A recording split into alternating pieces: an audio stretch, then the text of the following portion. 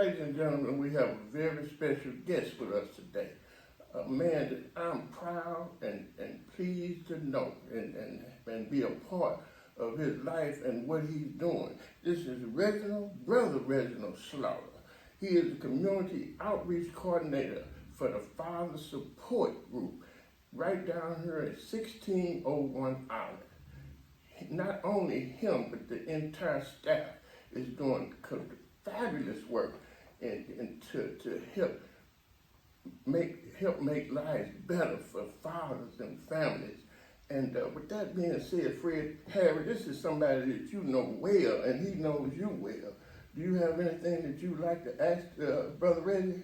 I would like to say one thing. When I first met Brother Reggie, he was at a meeting, and I heard him talk, and I couldn't believe that he had been through the change he had been through, the way he responded to me. He was outspoken, he was very brief, and he had a clear understanding about what he wanted in life. I had never seen anybody that had been through changes he had been through in life was able to respond the way he responded. I was surprised at the way the answers he gave and how brilliant his mind is on what he needed to do. It's not only leave the place of incarceration, but come out here and make a difference in his life and other people's life. So today, I'm glad and pleased to be able to introduce my brother, Reggie, because we go to the same church. Brother Reggie, how did you end up going where you went? Well, first of all, let me give all praises to God for having the opportunity to, get on your podcast, because you guys have did a wonderful job in the community. Fred and Harry are like pillars in the community now, and once was like myself a part of the problem, and we all became a part of the solution without our community. So at one time I was coming home from being incarcerated, Harry, and I couldn't get along with my child's mother, and I couldn't seem to put the pieces together. I didn't have a child support order, but I knew I was raised in a family that, you're going to take care of your children, Fred. Right. You know how it is. Y'all father knew that he had them boys, and he was going to be in y'all life. So we was raised like that. So I didn't have the communication skills, and I was still rough around the edges. So I got an opportunity to find out about Fathers and Family Support Center. We used to be once known as Fathers Support Center, but now we're Fathers and Family Support Center, helping children have better outcomes when we can help the parents, Fred, deal with responsible behavior and getting involved in the life of the children. And the funny thing was the place that it was down in the Peabody Projects, the Guardian Angels, and so I didn't have a phone number, but it was in the projects, Harry. So we know where that's at. Right. So we going on down there. So I went down there, and my journey started 25 years ago after being incarcerated and getting enrolled in the Fathers and Family Support Center, the 6-week classroom program that does a year follow-up services to try to help you maintain, what you learned and acquired in the classes with some responsible behavior. Brother Reggie, let me ask you this question. I've spoken to you before, and I know it's a man that came in your life when you was introduced to this Father Support Organization that you think highly of, and he had a big impact in your life and how you move forward with this program and with your life. Would you care to expound on that a little bit? Yeah, Howard Sullivan, the founder, he had our background. And I was able to identify with that, Harry, you know what I'm saying? Right. The guy had been in the streets, played con all across the country, born and raised in Memphis, Tennessee, but had a stomping ground in New York, and, found his way here, drugs and alcohol, had did him in, and woke up on a park bench in front of Beaumont High School, man, and changed his whole life.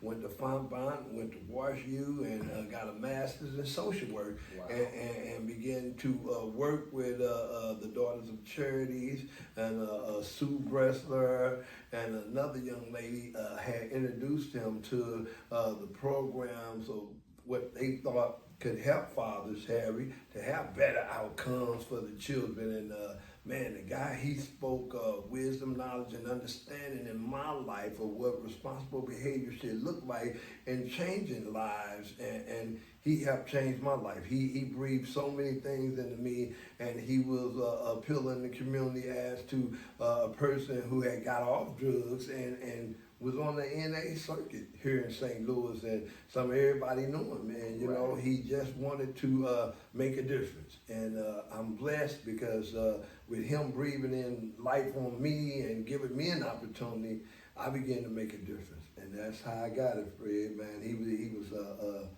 was a good brother. Yeah. I want to ask you a question.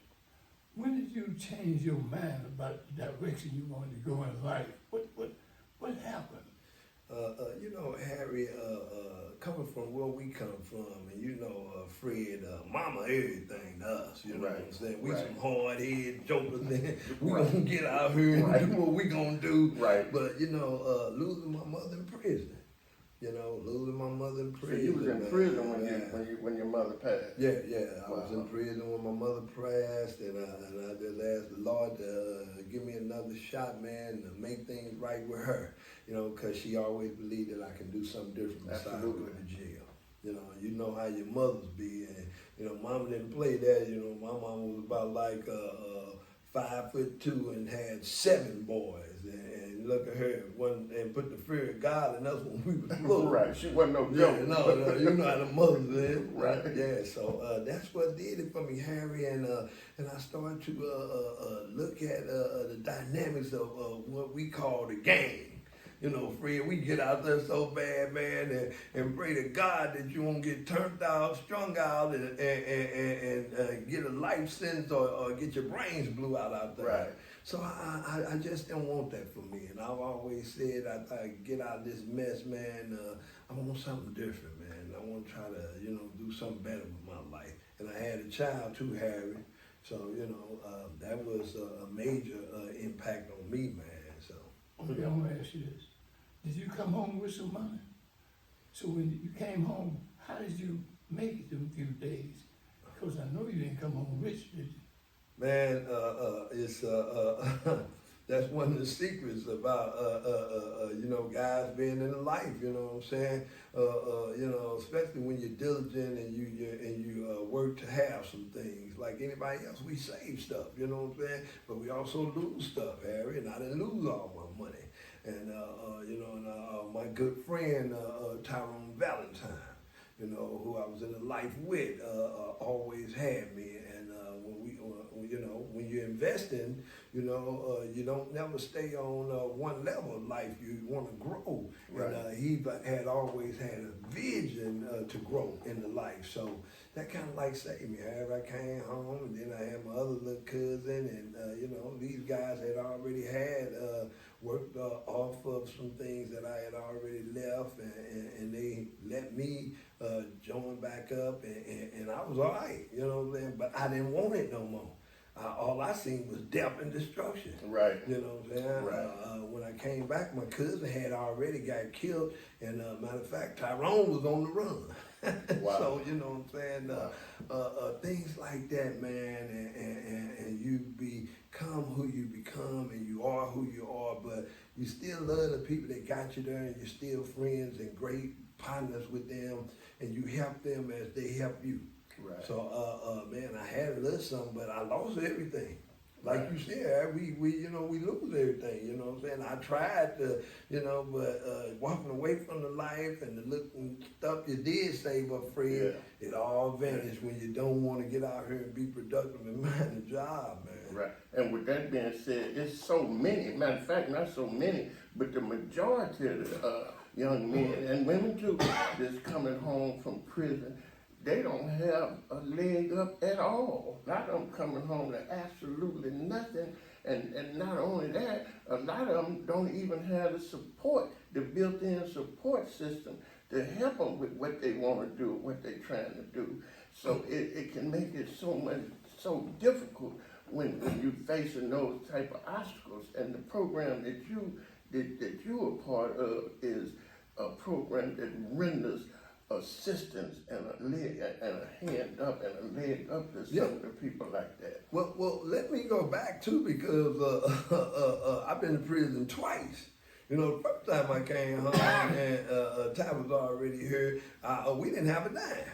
You know, I used Father Bob for the bus tickets. You know, then the second time I came home, you know, and they was there, but I walked away from them, but I utilized the system. I went to computer classes through the Fathers and Family Support Center. I went through job training, the reentry programs that they had access to. I used other programs to help me to get to where I'm at through Fathers and Family Support Center called Computer Village, to learn how to get on the computer, Fred and Harry, to educate myself. And I was embarrassed. I thought I was going to be, you know what I'm saying, I'm going to go in here with these kids, Harry, and I got to learn to be computer with these kids. Right. Man, I went in the computer class. I was the youngest person in there, man. It was all senior citizens, man. Ain't nobody snatching my purse no more, and ain't nobody doing nothing to me, because they had to learn, because times have changed. Right. And, you know, we deal with a lot of that, you know what I'm saying? I beg people to, once you come home, get into these programs. These programs have been set up to help us. Nowadays, they have job fairs just for ex-felons, Harry. What? Like we done been to the army or something, man. Got some benefits or something, Fred. Right, absolutely. And they need like that. Yeah. That's needed, because that stigma of having been to prison, it for so many years disallowed people coming home from those hellholes from even being able to have the opportunity to get a job where they could help support their family. So that was like a ticket back to prison, because if you can't find a job, something decent to do to earn a living to help support your family, consequently you end up going back to doing some of the same things that you was doing before you went, and that's what sends so many people back. And that's what I really love about this program that you all have, man. I've talked to some of these youngsters that have, as a matter of fact, my son went through this program when it was up on Rosalia. He went through that, and man, he was so.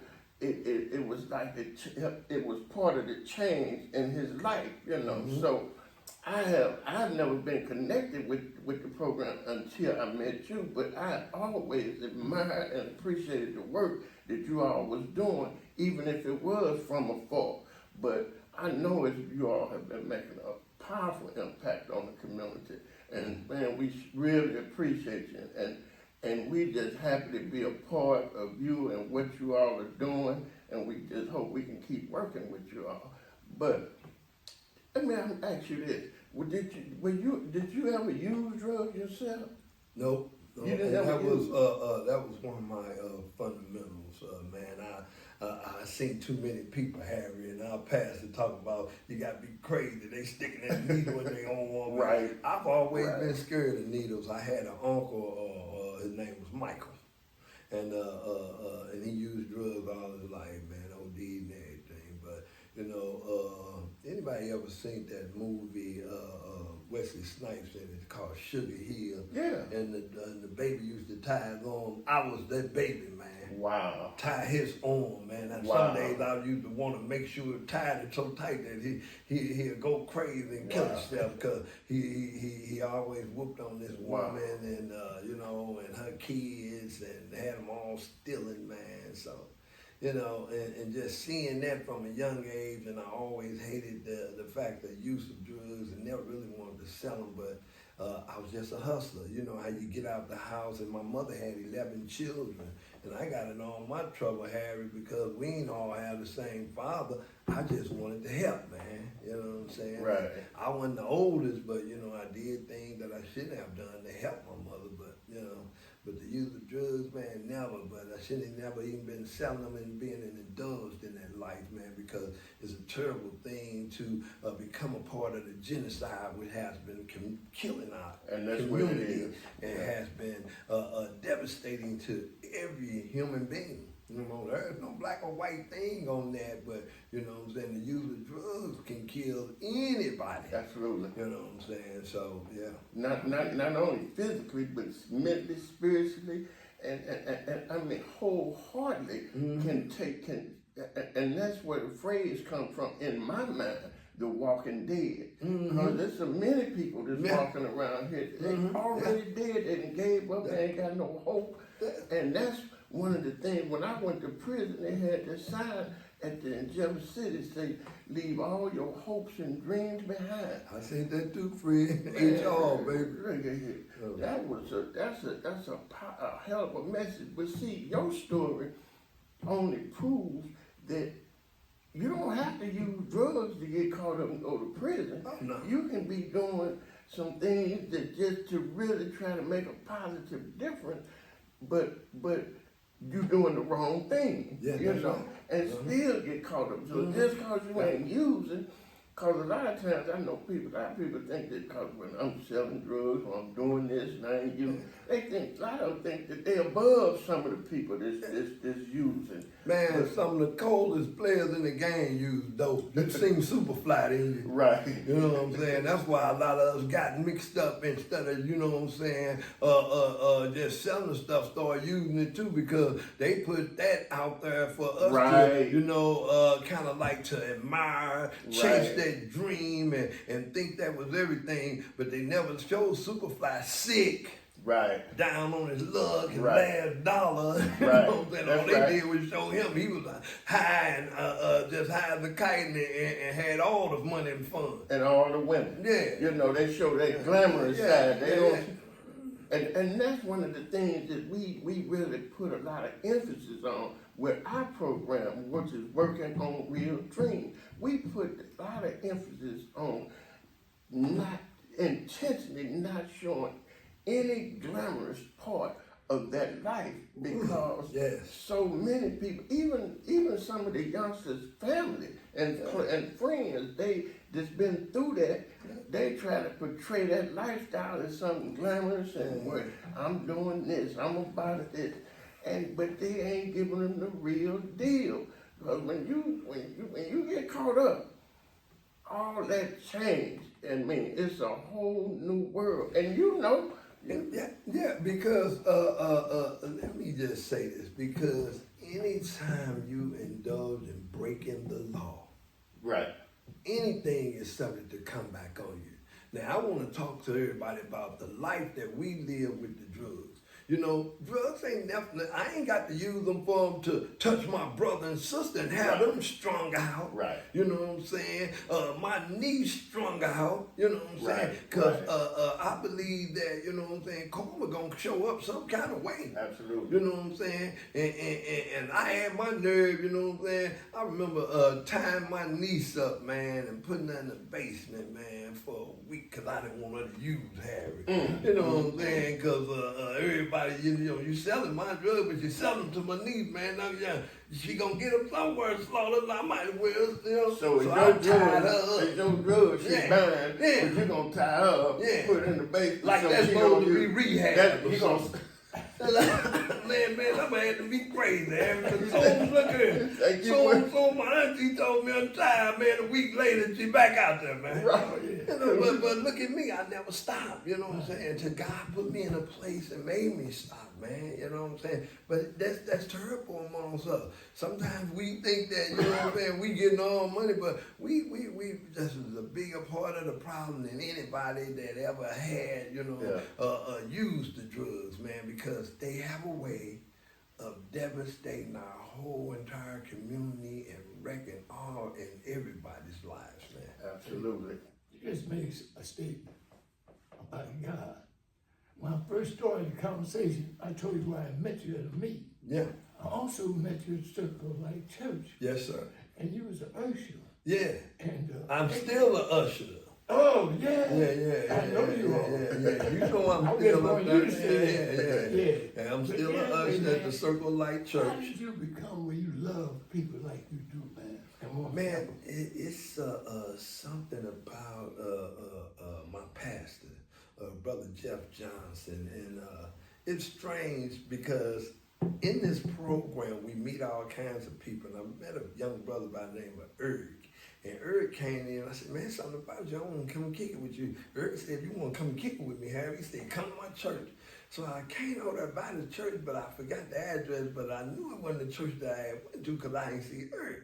And then I came to that church, and the church was always fine. There's something different about this place. And, having the opportunity to get born again, and that just gave me some insight into study war no more. Right. I can't do it. I don't want to see nobody hurt. I don't want to see nobody damaged. God had did something through my pastor that nobody could do to help me save my life. And even at a time when I was down bad and someone had harmed someone in my family, I was ready to go out and act a fool. And the man set me down and said that I was a good slave for the devil, and the devil wanted me back. And it helped change my whole life, Harry, because I was sitting actually in the car, Harry, with some guns. I had a guy on the passenger side, and I had a guy in the back of me. And I kept on hearing the man say, "The devil wants you back. Them boys gonna walk in front of you." I had lost my niece. She had got shot up 40 times, man. Wow. Every bullet went in her car, but it was due to my nephew being in the gang life. So, man, I was hurt. I wanted some revenge. But I kept on hearing the man say, "The boys gonna walk right in front of you, and the devil wants you back." And all I could remember when they seen the boys and they was coming, all I could say was, "Hey man, don't shoot out the car." It's registered in my wife's name, and I pulled off.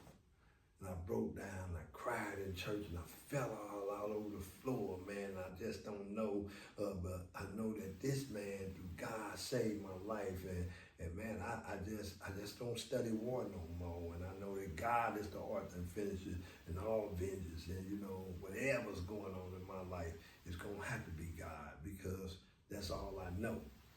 After that life lesson and him saving my life like that, I'll be forever in debt to God and this man, because didn't nobody else have me, man. And I know that it was because of this man speaking those things into me. I'm still here today, man, and doing the good work, and it's just God, man. That's all I can tell you. Yeah, that just shows that at some point you have to act really humble yourself to even be able to hear certain messages, certain things that's being shared with you, because sometimes you can think you're riding so high and so mighty until you can't hear no sense of reasoning, nothing that makes sense if it ain't what you want to hear. But you had got to a point, apparently, to where you was ready to listen because you had been through some things, And a lot of times, and this is what we want to do. We want to catch a lot of these people before they have to go through all of this, and to where they been broke down and tore up and misused, and when I say I'm talking about misused by the system, and by their own people, their own family, neglected and looked over, and things like that. And it don't have to come to that. Yeah, and let me just say this too, because I suffered from depression after losing my mother in prison, and and they let you die in prison, Harry. We all know that. You can go back and forth to the doctor if you want to. They ain't gonna be able to do nothing. No, they'll might write you up and put you in a hole if you come down there without a receipt, without a appointment. So I kept going, and one of the doctors said that another doctor wanted to speak to me, Fred. And I said, "Oh yeah, he can speak to me." And he hit the head on the helmet with the nail, man, and said that, "Did you just lose somebody in your family?" I said, "Yes." And then they had me read books on depression. how to write. So he I had could to write tell my letters. he knew that, or he could just pick that up. Yeah, because I couldn't find no symptoms, and I had been back and forth to the infirmary trying to find out what's going on with my body. I'm shutting down. Wow. I'm my head hurting. I can't get it together. So he had me to actually write my mother letters, but I couldn't send them out. I had to read books on depression. I never took any medicine, you know. But he had me to go through all the drills, Wow. you know, to help my mental and emotional state deal with some things, Right. and in order for me to find myself and to forgive myself. I had all the money, I paid for my mama's funeral, everything, I could do all that, but you know what I'm saying? I'm in prison. Right, And I right. sent the letter home, and the young lady that I was dating, Harry, when she got in front of everybody to read the letter at my mother's funeral, my brother still say today, man, it was like you was right there in the place, man, Wow. talking to us. Wow. And that couldn't be nobody but God. But I'm telling you, man, some things happened to me in my life that led me to this place. Fathers and Family Support Center, Wow. all our lessons are therapeutic. They help us to think before we react. We tell anybody over here, hey, this is chess, not checkers. You ain't gonna be jumping all over the place. You have to take some time to invest in yourself. A young lady that does our domestic violence class gave me this reading. It says, do something today that will make your future self happy. So I don't know how to express those very things that I had to learn and cater to become who I am today. You gotta understand, Fred, I've been doing this for 25 years, Harry. The pastor even get on the floor and say, you gotta take care of your little babies like I gotta take care of mine. And he don't really say babies, he say bastards. Right. You know what I'm saying? I'm just like, oh, you know what I'm saying? So he makes it plain Wow. so you can understand that you're going to have to be a responsible man in this life. Right. And we've all made some mistakes. Right. Man, I knew you guys' reputation is to be some beasts in our communities, man. Wow. And look at here, your head on the chopper block, they looking for you. You better watch out. Right. You know what I'm saying? Yeah, so those things, anybody can make a mistake. You know what I'm saying? I work with local officials and officers and everybody say, you know better than us. Some of us just didn't get caught. So it's a great thing that you guys are doing to help others see that people can change their lives, Harry. I want to ask you this. Do you have to be in prison to come to your program? No. We get guys straight off the street. We get guys, man, we get referrals from a lot of women, mamas, grandmamas, aunties, you know what I'm saying? Sometimes when they call us, Fred, we be talking about, where he at? Oh, he's sitting right there. Excuse me, can you hand him the phone? Right. You know, because sometimes the female, the mother parent, the caring and the nurturing, Yeah. we have to get that out the way to let the man in. I remember somebody saying that God is a twofold God. He got your mother's spirit and got your daddy's spirit. You know what I'm saying? Wow. The mother's spirit is the nurturing, caring, and the blessing and the grace. And the dad is you're going to have to pay the rapture. Right. You're going to have to get chested. Right. That's that balance. Yeah, and God chesting those he loves. So coming here put me in a place to be chastened and to do the work. And man, I don't care nothing about my past. I'm just asking that those who know me and that, give yourself a chance. You already know what I did. You already know I've been a mess. People gonna talk about you whether you got it all or you ain't got nothing, no way. But if you just let your light shine that the world may see how God can work through you to help others, maybe then it can be a better place for you and I. Absolutely. So a lot of times I am appreciative of just having an opportunity to talk to you guys, man, because I know y'all's story, man. A lot of people don't know, you know what I'm saying? And y'all run around here and y'all 70s and I think neither one of y'all supposed to be 18 that they said or something. 16, because y'all was off the chain on this stuff. Yeah, I started off early. I went to prison when I was 16. And being a damn fool, following somebody else, following him and my other brothers, thinking that was the way to live. Yeah. And then but when you following somebody else, you find out you don't know what you filing.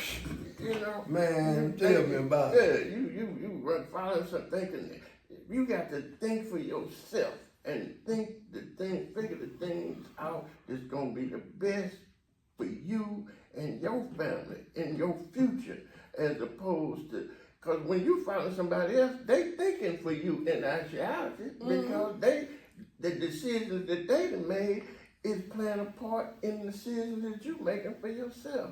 Yeah. But so it's so many ways to get caught up. But like I say, I'm just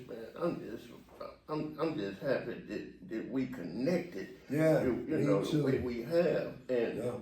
and I know I want the public, I want the people to know what you all are doing, have been doing, and I also want them to know that if they can't get in touch with you all, they can come through us, and we can connect them with you. You Yeah. know, this thing has a lot of arms. You know, and not just you, but we connect youngsters with other different organizations too that's helping, and that's one of the things that we put a lot of emphasis on, is that it ain't no one person or no That's one right. program That's right. that does it all. It takes a community. It's so many different people out here that's concerned and showing love and want to help make a difference in the lives of our young people. And when we can connect and do things together, that empowers us to do bigger and better things together and get better results. I know that you a witness of that. Yeah, because I volunteer with some of every community, the Better Family Life, the Urban Lead, sit on the board with, Head Start, the YWCA, Manassas Ministry, Fresh Start Ministry, just working in the community with a lot of organizations like Show Me Peace, anyone that is doing some of the things. I'm gonna apologize if I miss your name, Right. but Mike McMillan put this on me a long time ago, and he's the president of the Urban League. He says, no one can do all of this work by themselves. Absolutely. No one. And the Urban League does a great deal of work, but he said it. No one can do this work all by themselves. Maybe I can catch a person that they can catch, or maybe Better Family Life can catch them over here and Show Me Peace over there, or it's just so many facets to our community needing help and the resources to give individuals an opportunity. Man, somebody gave me an opportunity, and I beg of you, if you are in the helping in this community, give someone else an opportunity to be helped or to get a helping hand. We need each other like never before. We deal with systematic things, dealing with issues, dealing with our children, dealing with some of the parents, the drug addiction, the incarceration, the job readiness, employment, skills, and even some of the things that we ourselves know by far are just downright wrong with having the laws to say that when you can carry a firearm and you're not mentally, emotionally, or stable as a young person, to know that you are carrying an assault weapon that can harm any of us at any given time. So we deal with those things that have devastated our communities, and we want anybody that wants to come on this podcast with Fred and Harry to say what you're doing, get it out there, man. Share in the protection, share in the resource, share in the caring and loving of the community. Absolutely.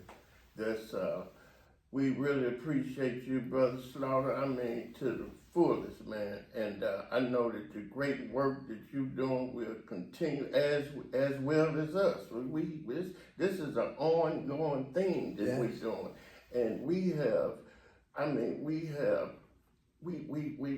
really look forward to working with you all, and along with other organizations too, because we all want to make a positive difference in the community with our young people. And with that being said, it's we gonna have to close for now. But I hope at some point we'll be able to get you back so we can cover some other things, because there's so much that you have to share and have to offer that these people need. They need to hear what you got to share, and not just your resources, but your understanding and your information. So with that being said, we're gonna close out for the day. This is Word, working on real dreams, and I look like Harris got one thing he wants to say before we go. What I want to say is that you can see this if you go to YouTube and say "Working on Real Dreams," and you see my brother and I come up and subscribe. Subscribe, like, share, and don't forget, we help us help others, and you can do that not just only by subscribing, but you can donate too. Whatever you can, it can't give too small. Whatever help you can give us, help us help others, and this mission will continue. And we're going to continue to make a difference through what we're doing, and through Brother Slaughter and others too. And with that being said, we'll see you the next time. And take care and love you. Peace. Peace.